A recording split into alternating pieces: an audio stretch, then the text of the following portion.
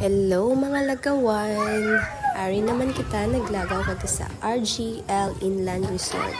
Ara ang mga bata, hindi nagid kahulat, so naligo gid sa napag-abot.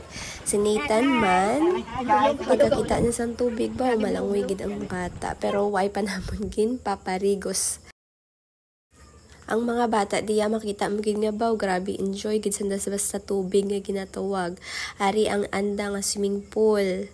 Makita mo blue gid guys, nami siya. Maka-attract sa mga bata. Ara si Nathan hindi gid mapunggan, so narigos gid. Ang iban nagkaon man sa kay udto dudaya, so nagutom do kami.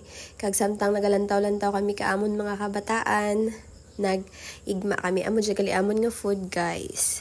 Nagin balon. Arina igma kita kaon tanyo. Ang iba nagtakas duman kay nagkaon kay nagutom. Daya duwa nagtakas man kay basi ubhon ya bata namon. Ara igma kita niyo.